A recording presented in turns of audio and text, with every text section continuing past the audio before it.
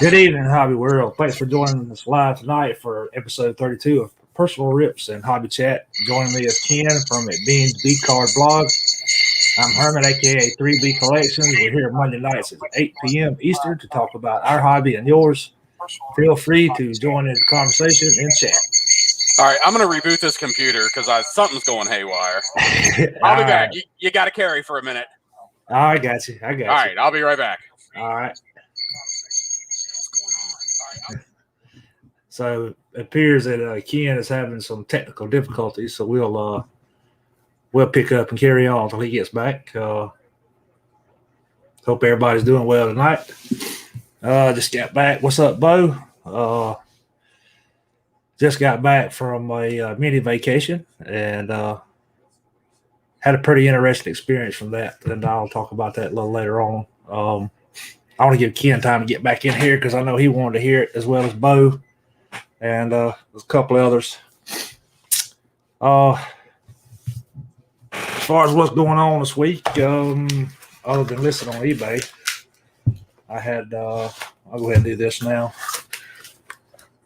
Got a package in the mail today that from John P. on Twitter. And it is a buttload, if I can say such a thing, of Flowers cards. Gave me a pretty awesome deal. So if you're ever looking for Robert Hagg, sub Foul 5, if you're ever looking for any hockey cards, I'd say that John P would be the man to look up because he gave me an awesome deal on these. I got man, I don't even know how many. I got all of this, which is probably 65, 70 cards, including a VGS graded. And I got them all for under. There he is. Maybe. Can you hear me? I got them all for under $1 a piece. They included, I'm trying to see if, yep, this includes some autographs as well as the graded. I got some Farabee rookie cards in there. Some Robert Hagg rookie cards. Nolan Patrick, Young Guns. But, yeah, I was satisfied with it. I can't wait to go through them. You good now? I can hear you. Can you hear me? You're good. Oh, okay. All right. I don't know what the hell is going on. I was just showing off some cards I got picked up today. I picked up today. I picked them up last week. They came in the mail today from John P. on Twitter. Working on that Flyers collection, eh? Yeah. I got I guess close to 70 plus cards, included a graded and some autographs, and I got them for under $1 a piece. So someday you'll get some from me whenever I finally get around to going through these damn monster boxes. I've got a list over here. I mean, you, Diego, Shep, JT, my buddy Berg, Ben, Zach. I mean, I got a list of people I'm pulling stuff for. I got the same thing. I've got JT. I got Bo, Mark, George, Steph. I've got Bo's is getting close. I'm getting close to getting ready to send Bo's if I can ever get the boxes from Steel City with my heritage order. Oh, I want to acknowledge something. All right. Since Foul 5 Ball is in here and said that I ignore him last week, even though I did respond to something of him. He was talking about a set or something, and I said that was really awesome. I looked really, it was really nice, and then he throws me under the bus. Although I'm a big boy, the bus has to do a lot of work to get over me. But you'll have that. I just wanted to point that out that, no, I don't ignore everything you say. Okay. All right. Back to our regularly scheduled programming. All right. Now back to what we were talking about. Oh, yeah. I mean, I had a fairly interesting trip to the beach. I hear you found a card shop. Or two or three. I actually, what I done, and I guess we'll go ahead and get into this, is what I done is when we planned on going, I'm like, you know what? There's got to be a few card shops on the way. I never get anywhere near a card shop because the closest one to me is an hour and a half, maybe 2 hours away. So I map out, two or three on the way. There's a couple of them there where we're going. Okay, I appreciate it, Diego.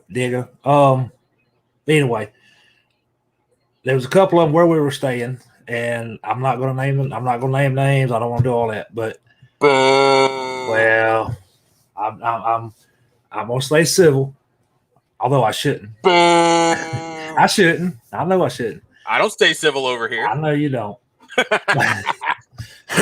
But anyway, so we get to where we're going, and I tell my wife, I said, well, there's a couple of car shops here. I want to go and hit while we're here.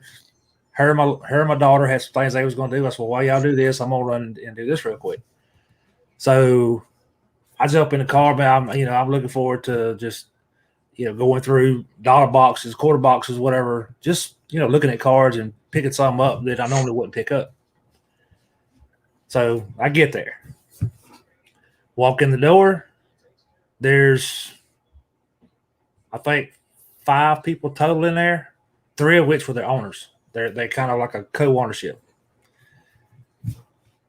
Nobody spoke. Walked in the door. Nobody said a word. Didn't even really acknowledge I walked in the door. Okay. In fairness, were you wearing a Braves hat? I was not.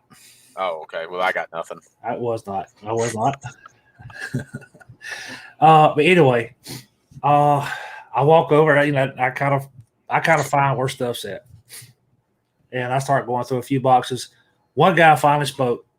I thought he was one of the owners. I was okay, and he asked me how I was doing. This, that, and the other.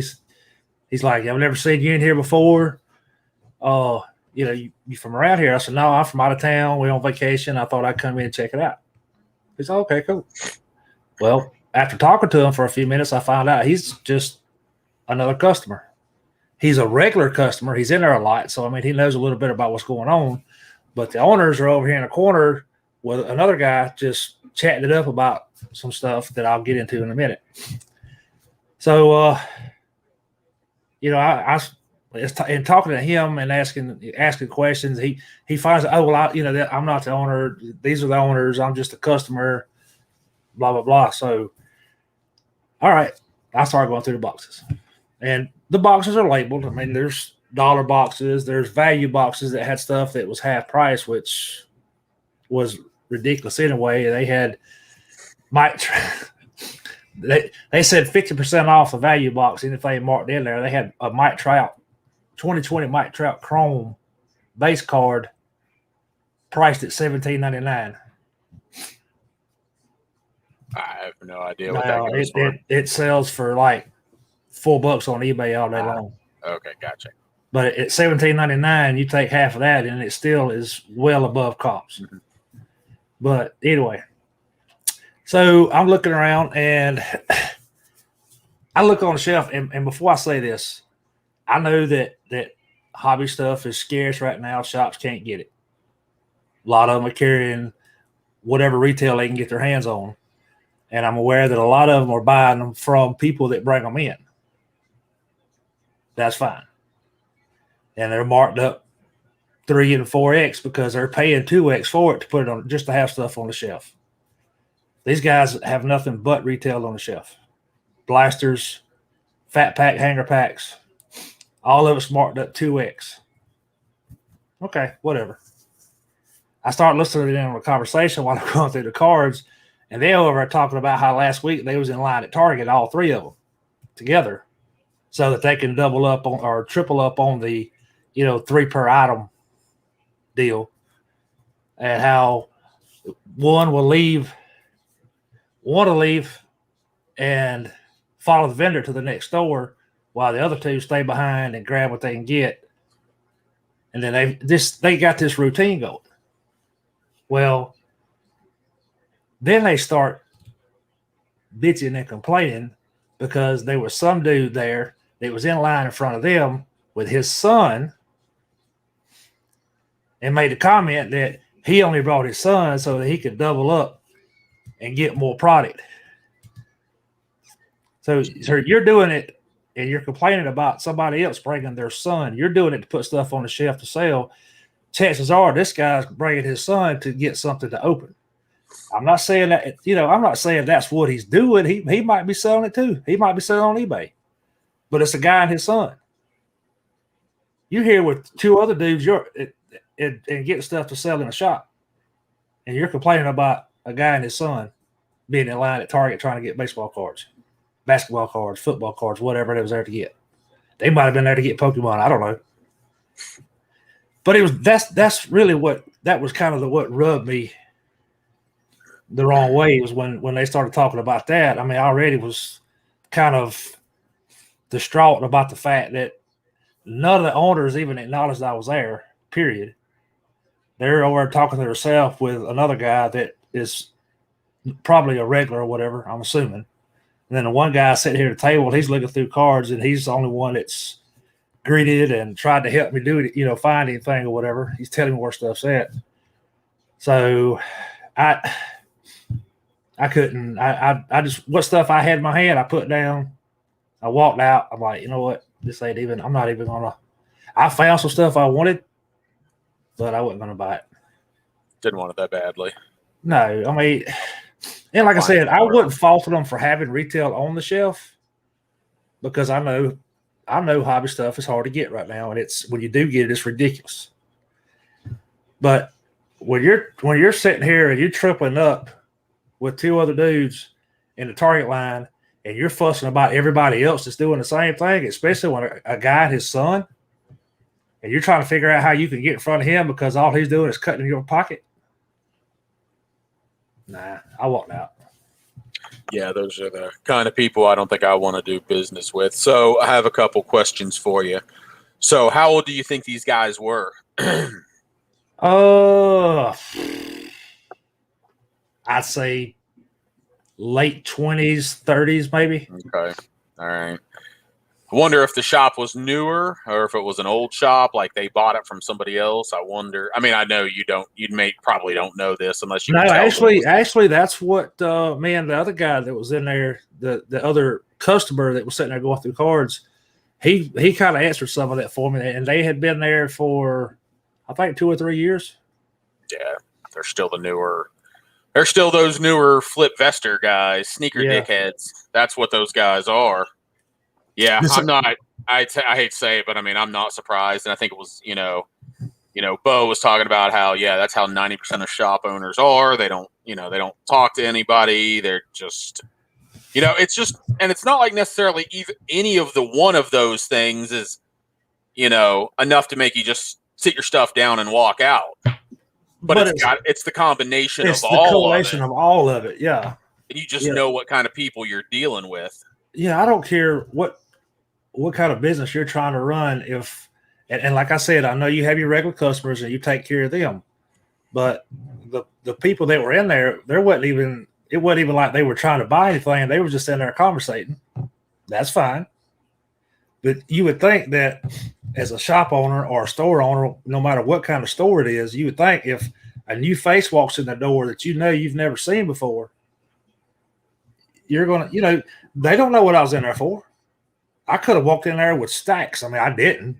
I ain't got it like yet, but you know what I'm saying? Yeah, no, absolutely. And now, correct me if I'm wrong, you were in Myrtle Beach, right? Yeah. So how much of their traffic flow that comes through August is going to be people like you that are in from out of town? Well, so that I don't know. What I'm saying is the odds are it's going to go up a significant amount. Yes, they've got their regulars, but you sell to your regulars, but you've sold all of the singles you're going to sell to them because they're in there all the time.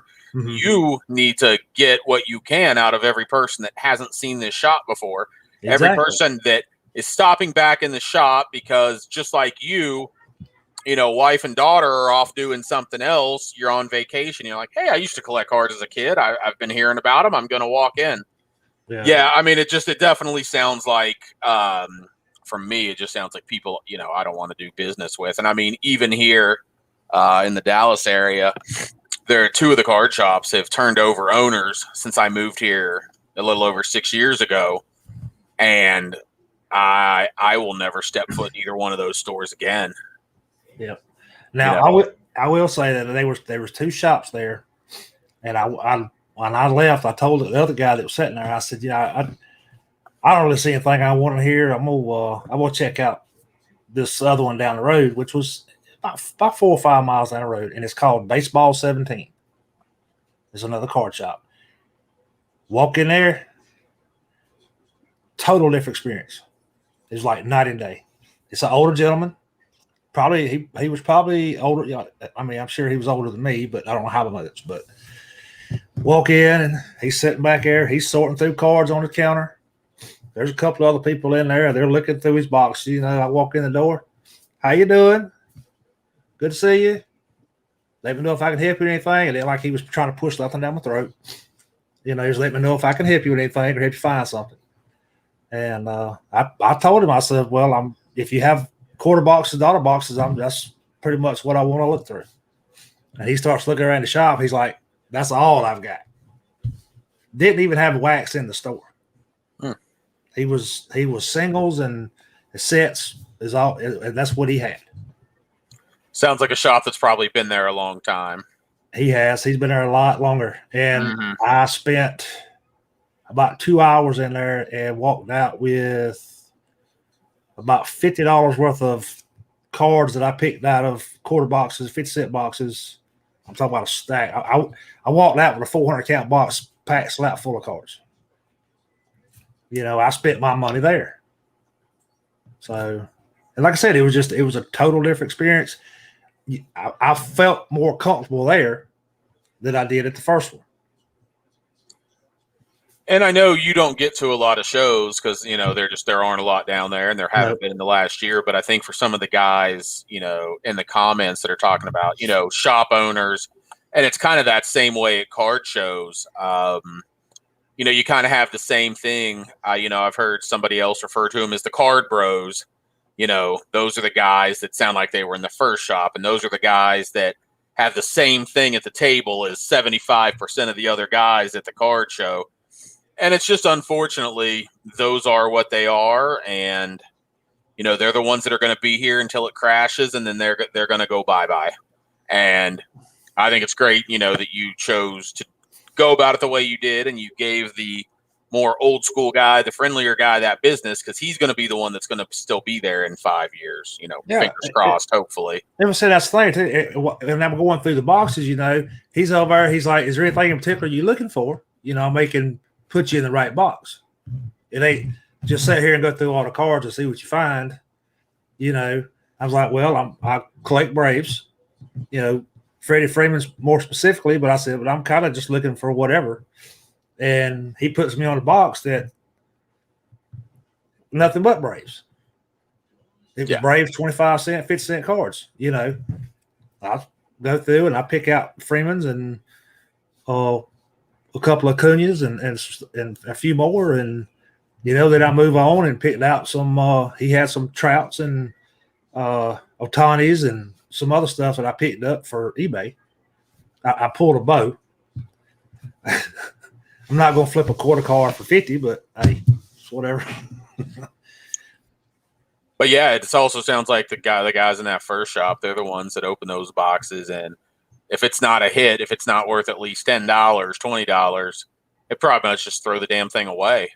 Right. You probably go out back in the trash out behind their store, and you probably find a couple of bags of cards that a lot of team collectors and other people would absolutely love to have. And yeah, there's always been, and it seems more prevalent now, but that could be because now I live in a place where I'm in like the 7th biggest metro area in the country, and before I lived in Indianapolis and Pittsburgh and in West Virginia. But so maybe it's just, getting to a bigger area. But yeah, there's this there's these different types of collectors, and, a lot of them don't particularly care for each other in the way that they collect. Because some of them I don't consider collectors. They're just out there to make a fast buck or do whatever they do. They don't really have any their cards don't really mean anything to them other than the actual monetary value that they think that those cards have. Right. So yeah, it's just, I think, because we're in this boom, obviously, we're all of us are noticing it a lot more. Yeah. And because those are the people that are getting shoved down our throats on social media and all of that, it just, it wears on a lot of us, unfortunately. Yeah. But like I said, that the comment that they made about the guy and his son, he only brought his son there so he could double up on product, on SKUs, he said. I'm like, dude, you don't even know that. I'm sitting here thinking, I've heard the way you've talked for the last 15 minutes. I know why you were there. Yeah, it doesn't even matter if the guy's doing it. If he isn't doing it for the joy of opening it with his son, then he's doing no worse than what the other guys are doing. Yeah. So at the bare minimum. But again, it's these jackasses. I mean, they are what they are. They're going to be here until this little bubble pops. But again, what I'm dealing with in general when I am buying or selling, it's not that stuff anyway. So I don't really have to deal with them. That's why I just mute them, block them, unfollow them on Twitter. Move on. Yeah, exactly. Like I said, if I don't have to see it, I can't get angry by it. Yep. All right. Enough about that. But just don't forget, there are a lot of good shops out there. A couple years before I left Indianapolis, a younger guy, he's roughly my age. He's within a couple years, one way or the other. He bought the IndyCard Exchange and completely took it from a place where you just didn't really go because you kind of had one of those old crotchety owners. Mm-hmm. And he's younger, and yeah, if you watch a lot of YouTube, you listen to a lot of podcasts, you may have even seen him because he's a collector. He's very specific in what he collects. He collects Jordan, specifically high-end Michael Jordan, and just Notre Dame because he's a Notre Dame guy. So his collecting doesn't get in the way of his business. It's not like he's trying to collect, everything. But yeah, he completely changed the demeanor. Demeanor's not the right word. Maybe like the personality of the shop itself. It went from that place you just go in and the guy may grumble 3 words at you to a friendly place. And, he would encourage people to just come in and just hang out. There were days I went in and sat in there for 4 or 5 hours. I ended up spending some money. It's kind of hard to be in a card shop for 4 or 5 hours and not spend a little bit of money. But he definitely encouraged that. And they've moved into a newer location, a larger location. And they have what they call their, I don't remember what their term is for it, but it's like a box bar or pack bar. Like they literally have a bar set up and then all of the unopened wax is behind it. Different ideas. So, we know those are out there. Unfortunately, they are the exception to the rule. But They are out there, and that's why, if you've got a good card shop, people support your local card shops because, things may be okay now, but man, they've all gone through some hard times, and if you have to pay a quarter more for some penny sleeves, maybe pay a quarter more for your penny sleeves because doing that a few times and everybody else doing it, that's what keeps these guys in business. And, Herman, you said you don't have any shops within an hour and a half? At least. With Joe Davis with Got Baseball Cards is the closest one to me in Lawrenceville, yeah. And it's, like I said, it's about an hour and a half, hour and 45 minutes away. And right now, even if I want to make the trip, he's only doing curbside. So it ain't like he can go in and, now there is a show in Spartanburg, South Carolina that I can drive to. I went last December to one, and really the only thing I went there for was try to pick up some supplies because I figured I'd find them there better than I would trying to buy them and order them off eBay and pay shipping. Mhm. So, and I did, but Yeah, and I think they have one about every 3 months or so. But you'd give a lot to have a local card shop, I'm sure. And Yeah, people take it for granted until you don't have any. And there are so many pockets in this country where there are no card shops. Okay, you pay a couple bucks more for a card than you're going to pay on eBay.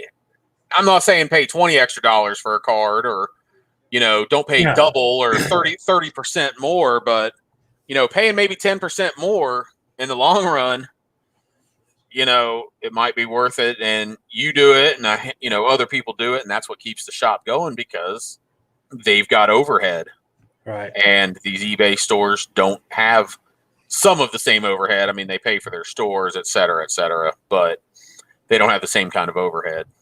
Right. Yeah. I mean, they got fees, and if they have a bigger store, then they pay the membership. But yeah, that's it, and shipping. But the customer's paying for that anyway. Yeah, most of the time, yeah, you're right. Yeah. So yeah, I don't know. And even at that, when shipping's not charged, a lot of times you buy stuff. If you look, the shipping really is added into the price. It's baked in, yeah. So it's one way or the other. I mean, you're right, but they do have, like I said, fees and the cost of the actual store itself. But they don't have literal light. They don't have light. They don't have light bill, rent. Yeah, you're right. Insurance. Yeah. Things like that. I mean, they may have, some of the bigger ones are going to have insurance, but in general, the average person on there is not paying insurance on all their cards. So anyway, yeah, you tell your horror story about this one, and then you found a good one. And that's just why I wish everybody would, be a little kinder to your LCS. I mean, I don't buy a lot of singles in my LCS, and I don't buy wax because I don't buy wax, period. I'm not buying it anywhere. But I go over there. To get my supplies, and I'm pretty regular about getting supplies and things like that. And every once in a while, I'll pick up a few singles or something. They'll have something new in. But it is one of those card shops, my most local one, where a lot of times I look at their prices and I wonder, and I've thought about saying this on Twitter or writing about it or doing a video about it, but some card shops, I wonder what their goal is. Is your goal to actually sell cards? Because I shouldn't be walking in there every week for 2 years and seeing the same card over and over, because you really do have it 100% above eBay price. I know you can't always compete with eBay, but yeah, I mean, and again, I get it on something rare, something Tatis numbered out of 5. I get it out of, T206 pre-war cards, but just other random run-of-the-mill stuff that you're charging 50 to 100% of what you can get it for on eBay. And I see the same cards every time I go in there. What is the purpose? Are you just trying to show them off? Or are you just trying to fill space? I thought the goal was to turn stuff over and make money, but what do I know? Yeah.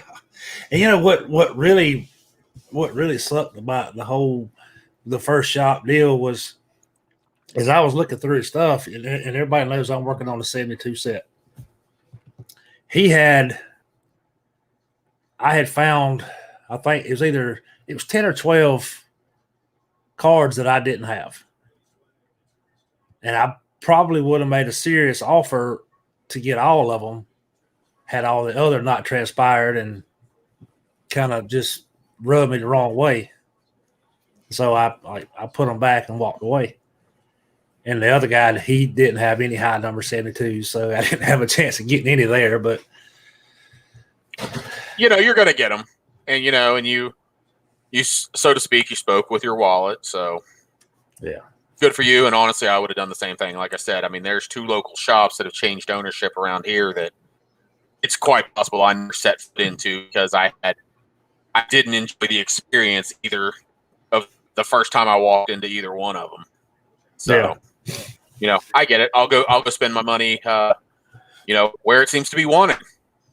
Right. All right. Well, let's go ahead and move into the YouTube shout outs. Now, I'll be honest with you up front. Being out of town this week, I have not watched a whole lot of YouTube, so I really did not come up with one today. So that's my bad. But like I said, so it's all on me, huh? Yeah, it's all on you. So my first one, and I think Herman's going to put this in the chat, is the channel is Jeremy IPTTM. So Jeremy space IP space TTM. Obviously, he used to do a lot of in-person and through the mail autographs. I don't think he does so much now. And then over on Twitter, it's Jeremy _IP _TTM. Some of you have probably seen me either retweet him or talk about him. So he released a video. He posted a video today. What I like about Jeremy is that he's like me, and I think he's collected pretty much since he was a kid. And so because of that, he's one of those guys that collects a lot of different things. His videos have slowed down a little bit, but when you see one of his pickup videos from a card show, it's just, I mean, football, baseball, basketball. Yeah, I guess that's probably the big three. Those are what you're going to see. But he's going to pick out a bunch of stuff from like the 90s and 2000s, just other random stuff. And it's just, it's like watching YouTube channels. You see a lot of the same stuff over and over. No offense to you guys that collect the new stuff, but I can only watch so many heritage box breaks when 17 channels I'm following are opening 2 blasters. I mean, it's kind of repetitive. It's but like I said, he collects some different things, just different things that catch his eye. He doesn't really collect a team or player hardcore, which is, again, kind of like I am. Now, he did say in his video today that he's, starting to work on some player runs of Mike Trout, but he kind of said, like I said, if I collect somebody, that's who I collect. Like I said, I love his card show recaps. Dude sits down and he will just spend hours going through somebody's value boxes, not necessarily the quarter and dollar boxes, but the value boxes. And how many times I've looked at his video, man, I wish I could have found that relic card for $5. I'd have bought that. So it's definitely fun. He pulls some fantastic stuff out. And then on top of it all, he just truly is a good guy. He's a good follow. He's a good guy. And honestly, that's probably what I appreciate the most about him. So hopefully y'all will check him out if you have not yet. And then I gave Herman another one. It's not really a channel. It's a specific link to an interview. Some of you may see me retweet his stuff sometimes on Twitter or conversations going back and forth. But my buddy Wes, who is Real Wes Moore on Twitter, he did an interview with Wrestling Trading Cards channel talking about his, I think it's 1998, 1999 WCW autograph set. Dude's down to needing 8 cards to complete that set. It's like a 99 card set. He needs like Hogan and some of the big names. Some of them aren't the big names. They're just tough to come across. But it's just such a fascinating project to see somebody work on that, that kind of autograph set. And yeah, people do it in baseball, hockey, football, but there's a lot of stories behind a lot of these cards. Some of these cards didn't get returned. Some of them are super scarce. But I think it's a fun, if you've ever thought about doing a project like that, even if you don't care about wrestling. I thought it was a really good interview. I think it was about 45 minutes to an hour. But I thoroughly enjoyed it, and hopefully some of you, will maybe check that out or play it in the background while you're working or sorting or whatever it is you do when you listen to YouTube. I didn't catch it too. I started watching it when you sent me the link. I didn't get to finish it, but I saw that. I watched up to where he was naming some of the ones that he was needing to finish. So yeah. There were a lot of questions I would have asked as a collector that the gentleman that doing the interview didn't ask that I would have loved to have heard. But he's going to they're going to get him back on there at some point after he finishes the set, which still may be there's a reason he doesn't have these cards. He's been working on this set for, I think he said 9 years. Oof. So if he doesn't have it, there's a reason he doesn't have it. Either the available ones are overpriced per what he feels they should be. They're, museum pieces on eBay. I think it was the Eddie Guerrero. He said there are a couple of on there, but he's also not going to pay stupid prices, just to have them. Might change when he gets down to the last 2 or 3. At a certain point, you just kind of like, I just want to finish this, I'm sure. But again, it was just a fascinating, interesting listen, and I just thought maybe some of the folks watching wouldn't have otherwise seen it, so I figured I'd share it. I also, Herman put it in the chat there, and then I also retweeted it tweeted it out earlier today on Twitter. So that's what I got on the shoutouts. Oh, he is committed to that set. There is no doubt. And there was one question I thought the interviewer was not going to ask that he did ask, and that was, do you know how much you've spent on these cards? And he knows how much he has spent on every single card that he has purchased. He didn't give an answer of how much he's put into that set, and I cringe to think of how many thousands of dollars he's put into that set.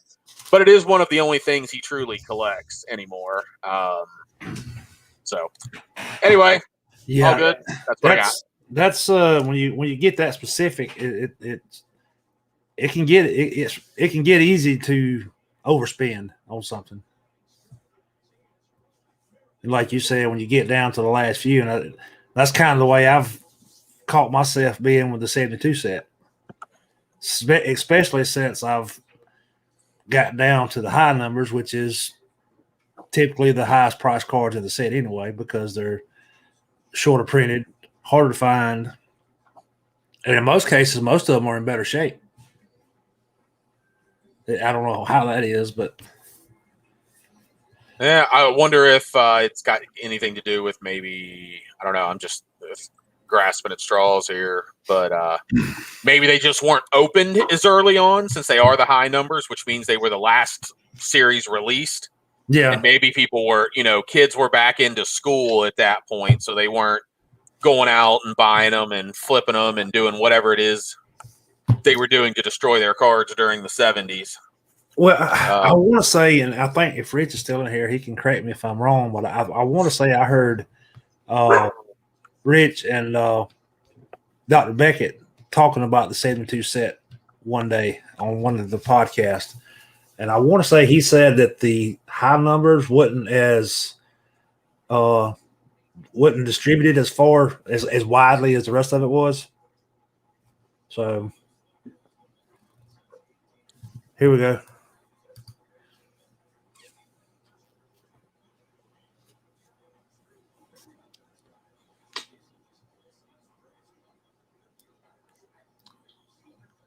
Kids who bought them wouldn't play with them as much. Yeah, so fascinating. I mean, just things like that are fascinating. Even when I have low-grade cards from when I was a kid, man, or not from when I was a kid, like these low-grade T206, man. I say it all the time. I wish those things could talk. I wish they could tell you the stories. Tell you where they've been. Where they've been and what they went through. I have this card in Texas now. How many states has this card been in since it was released in 1909? How many collections has it been in? It would be so fascinating to know those things. Yeah. But I'm a hard. Well, it's kind of like, the majority of I say the majority, I think all of like OPC when they were doing the baseball, and then that's a Canadian release, correct? Mm-hmm. And how many of those are over here now? A ton of them. Yeah, but I mean, it wasn't obviously at the time. Well, no, but they've drifted over this way. But nothing is exclusive to a region anymore because of the internet and eBay. Like, you think of Revolution Basketball was Tmall only, which is like an Asian release. There's plenty of them in the United States. They're not hard to find at a card show. Right. Regional. Now, no. Yeah, regional releases aren't a thing anymore since the late 90s for the most part. Oh, and I was going to tell you, I think it was this morning or yesterday morning, I had told Bo that he had talked about wrestling. Mhm. I was going through some old stuff down at my parents' house. I found some old WCW Nitro cards. Oh, nice. Now, if only you had some of those autographs. So I hadn't had a chance to go through them. I just saw that I had a stack of them there. So I'm going to go through them, and I may show a few of them next week. I'm actually looking right now. I'm interested to see what the 2 wrestling living set cards were today. I'm interested to hear what Bo says tomorrow about if he's going to – oh, my God. Roman Reigns. Fuck that guy. And Titus O'Neil are the 2 that were released today. So I'm going to guess Bo is out. I thought you was a Roman Reigns fan. Fuck that guy. They shove him down our throats. It's ridiculous. Not that I watch WWE. I'm gonna try. I watched night 2 of WrestleMania, and I'm gonna turn it on once we're done here. But I just can't get into the modern product, and they keep shoving that fucker down our throats. Sorry to all the women and children that are listening, but if you get me fired up enough, I'll drop some F-bombs. Okay, we won't talk about Roman Reigns again. But anyway, back to the point, yeah, that's what I thought. Bo says his reaction was basically the same as I had. I mean, I will say, though, that at least they did release a big name. Reigns is a big name. I mean, he's been champion off and on for, I don't know, the last 5 years. So at least it was a big name. But just they haven't released any of the – nobody that wrestled earlier than 91. Undertaker started in 91. Austin came over in like 95. Stratus was like 96 or 97. Mm-hmm. They have not put any of the people that we grew up watching in there. And sorry, there's a lot of us buying this set. So yeah, I mean, where's the Ric Flair and the Macho Man? And I'm not saying you have to put one out every week because heaven knows you've got to stretch them out. I understand that completely, but not one 80s, 70s, 60s star has been released through 22 and cards. Arn Anderson. I mean, I would buy multiple. Arn is one of the guys I would buy multiple ones of. I love me some Arn Anderson. Hacksaw Jim Duggan. Probably not Hacksaw, but anyway, the point stands, though. I mean, and I get you're probably saving Hogan for card number 100. I get that.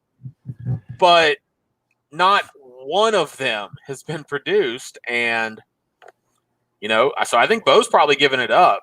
That's what I'm assuming.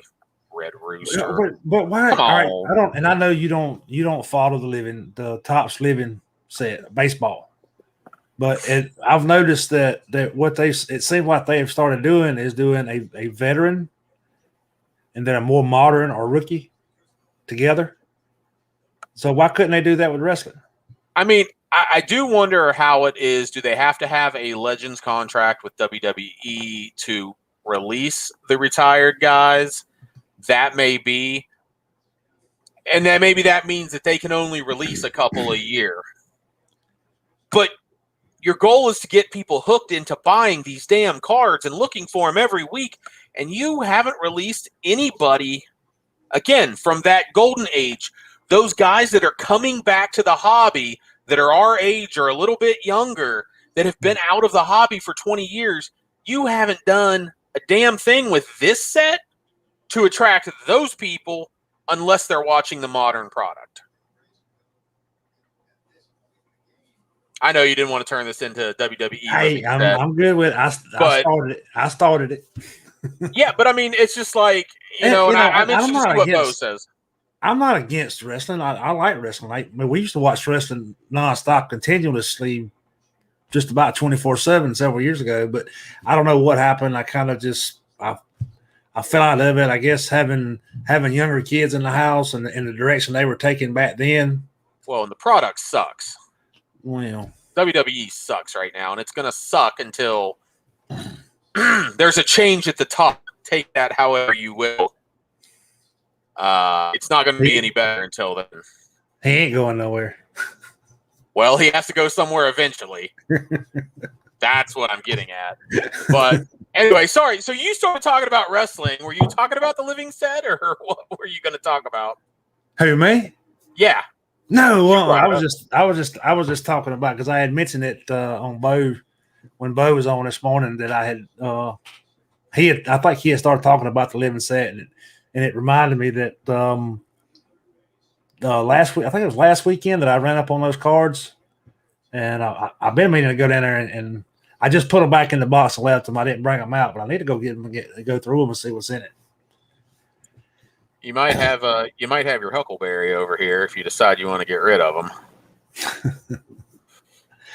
Yeah, I regret. They're not like old. I want to say they were like 97, 98.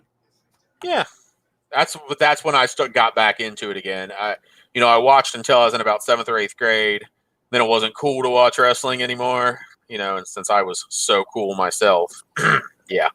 And then I kind of got back into it in college, but yeah, like I said, you may have a Huckleberry if you decide you want to move those. Okay. Yes, but yeah, but I'll go through them and I'll let you know what I got. Maybe I'll find something worth showing off. Yeah, what I regret is maybe not getting a little deeper into the wrestling cards, and it's regrets because I can't get them now because they're just so expensive. I'm not going to put that kind of money into them. But yeah, some of those ones from like when I was a kid, like, the 87 tops, up through like the 1991 when I kind of got out of it. I definitely wish I had kind of gone in that. I admire David Peck for, he knew what he loved, he collected what he liked, and now he's a very rich man because of it, because he has graded so many of those. But he was collecting what he loved, and I guess I've always been one where my love shifts. I was on a hockey kick for a while, and I've never stayed dedicated to anything. So you're bigger into open wheel now, though, right? Yeah, that's kind of what I'm focusing on. It's kind of below the radar. It's nothing that anybody's interested in, and we have something lined up for NASCAR. Yes. So you say. So it is. Right. I just got to confirm a date, and he said he's willing. So. All right. Are you going to tell him, or are you just going to leave him hanging? I'll leave him hanging. Oh man, I almost blurted it out there, but it's all good. I know him well. I've been on with him before. Yeah. So, one last thing, and this came out this morning, and several people's already talked about it. I don't really want to get into the conversation because I could care less either way. But the Topps digital, the NFTs or whatever they want to call them. I'm so old that I remember when being a GOAT was a bad thing and NFT meant not for trade. Yeah, exactly. But and I'm not bashing it. If you do it, fine, whatever. But Topps can't even get out the Heritage Retail that I ordered 3 months ago. Yeah, but NFTs, they don't actually have to get anything out. But true, and that might be the way they need to go since they can't seem to get card stock out anymore. I mean, last week I got my 4th pushback on the Heritage, the 24-pack retail boxes. The 4th pushback. Retail blasters have been out for over a month.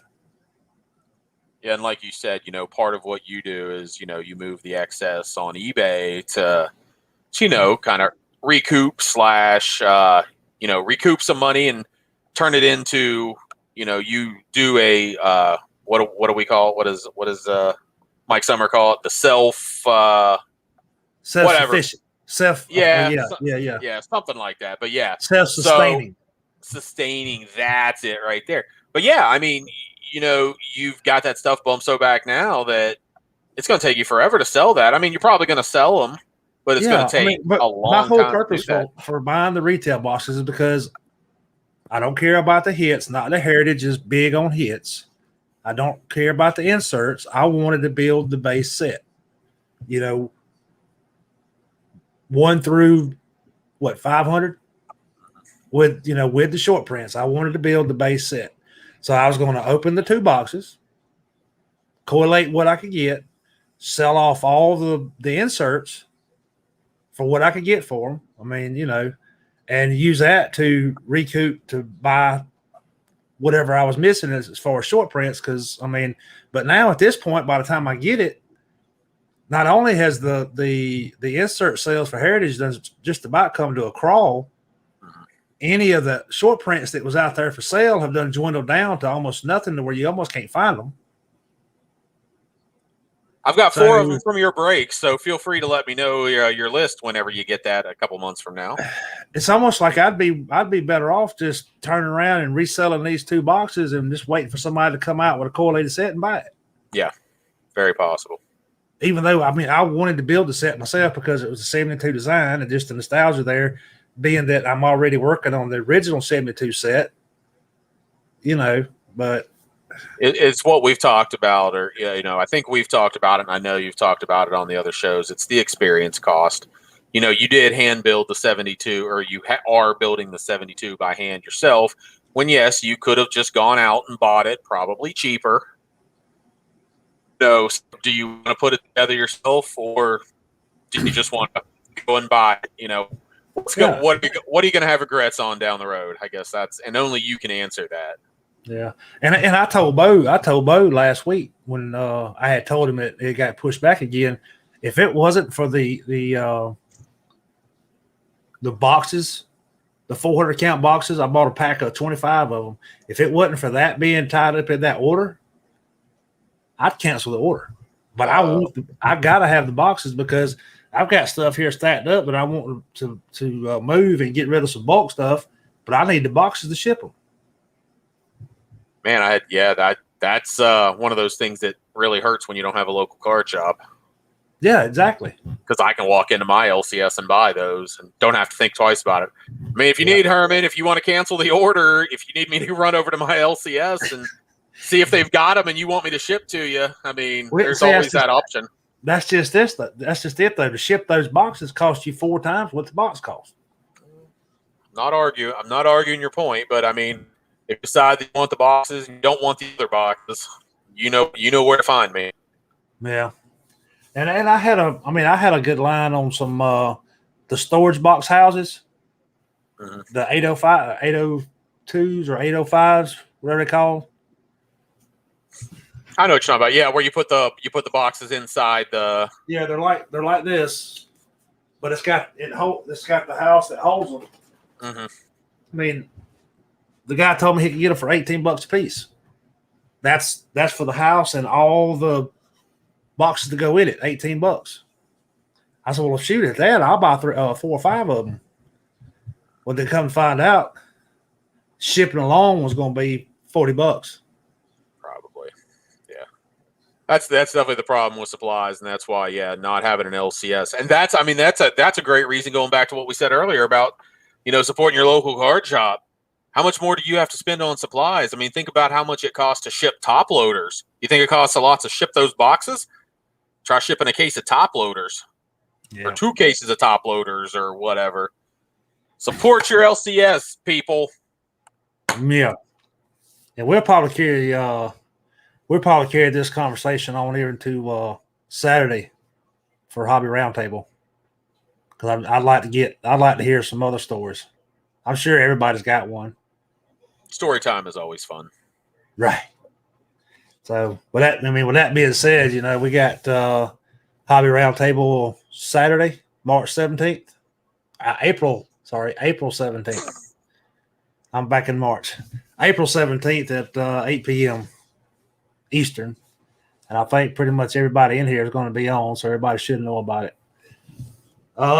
If you can't join us, let me know. I got a couple people that have expressed interest in joining us.